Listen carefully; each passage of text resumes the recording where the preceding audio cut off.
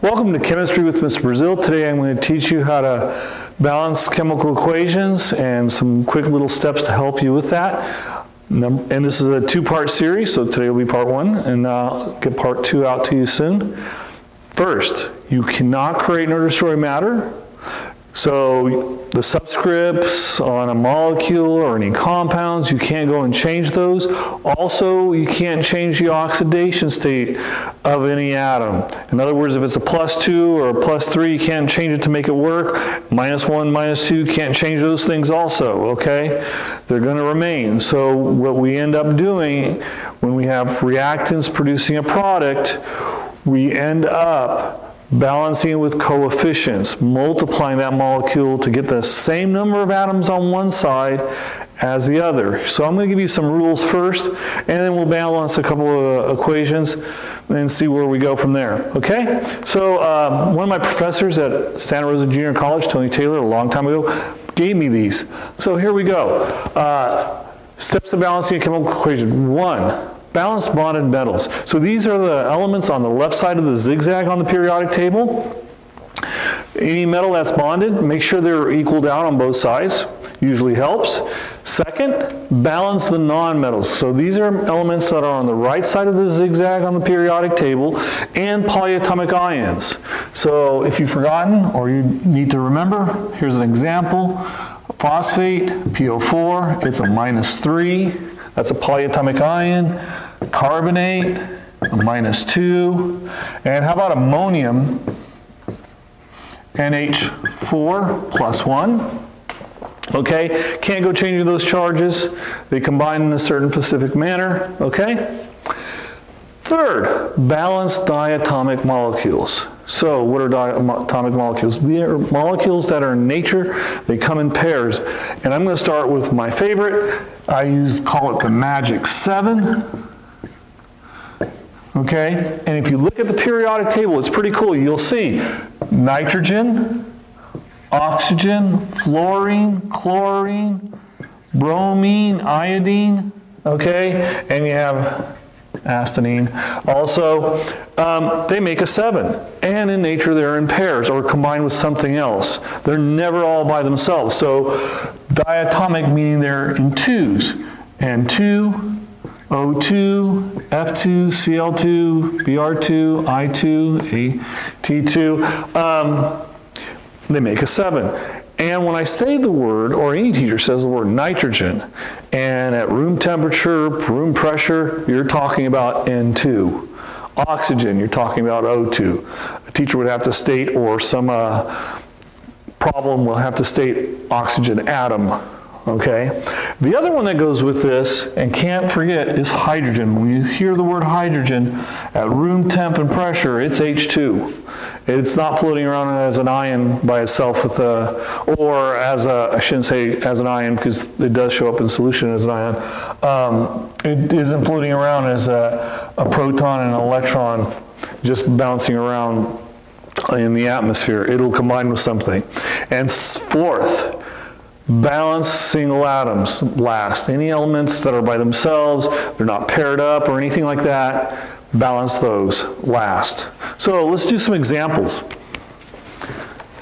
Okay? And I'm going to erase this and share how you can kind of remember this relatively easily. Okay? So here's one. Aluminum chloride. So I have Al plus chlorine. Okay, and this is our reactant. The reactant's always on the left side of the arrow, which is our yield.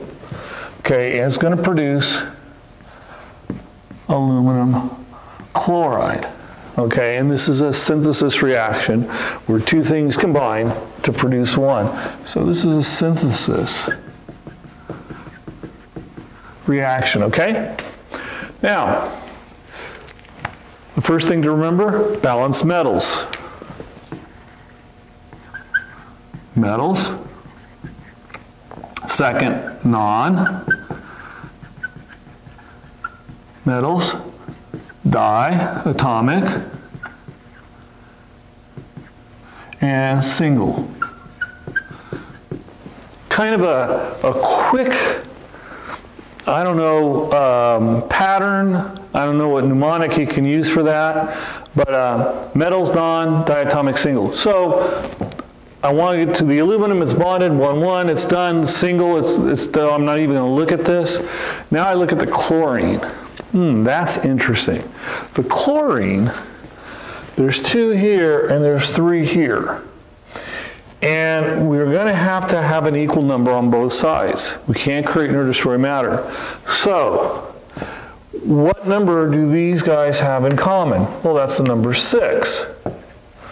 Well, 2 goes into 6 3 times. 3 goes into 6 twice. Notice I did not change the subscript. I'm putting a coefficient in front to get this to balance out. So now I have 6 chlorines on this side, and I have 6 chlorines on this end, but I have 2 aluminums. Well, I do the last step. Single elements, well, 2 aluminums, oh, I'm going to put a 2 here. Now I have a balanced equation. Equal numbers, 2 aluminums here, 2 over there, and 6 of the chlorine. Let's try another one. Let's try iron 3 nitrate. So in other words, the iron has an oxidation state of a +3, and these are 3 negative 1s. Okay, that's balanced. Plus lithium hydroxide, a base. Okay, that's a polyatomic ion. This is a polyatomic ion.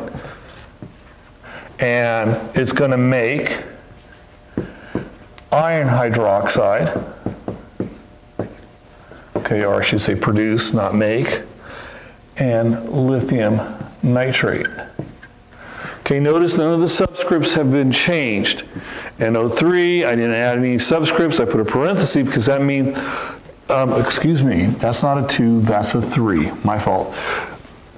This is hydroxide, OH, is always a -1.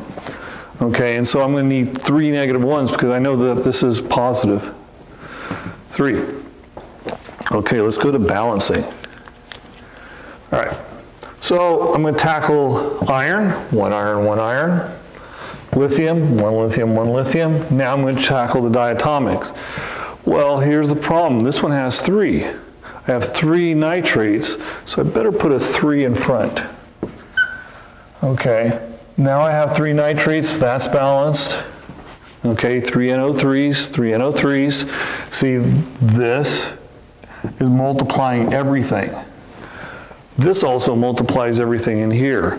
If I look at this, there are 3 nitrogens. Well, now I have 3 nitrogens. 3 times 3, 9 oxygens. 3 times 3, 9 oxygens. So that's all balanced out. It's very fortunate. Okay, now we have 3 lithiums and 3 hydroxides. We finish this off. And now we have 3 lithiums, 3 lithiums, 3 hydroxides. It's balanced. Okay, now I want to tackle something else real quick, that a mistake a lot of people make. A lot of people will do this. They will even this out.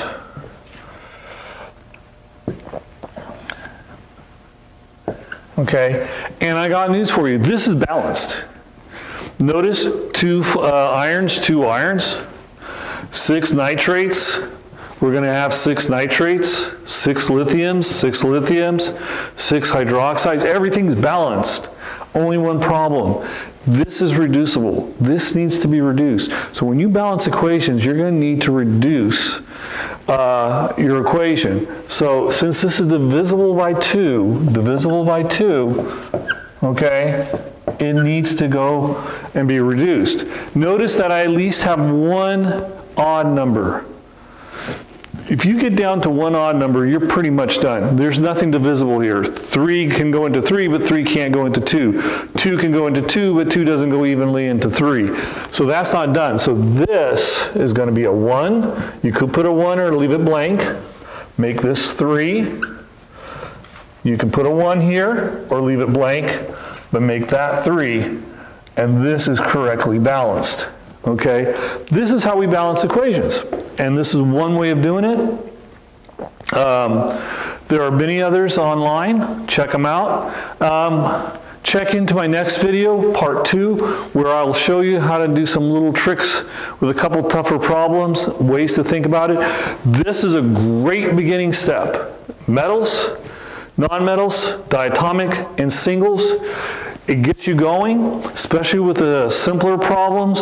And then when you get to the tougher ones, you'll be a little more relaxed, and you're going to have a process and a little bit of the, part 2 where you start seeing some tricks. It'll help you out. Continue to read about chemistry, learn about science. It's a great world.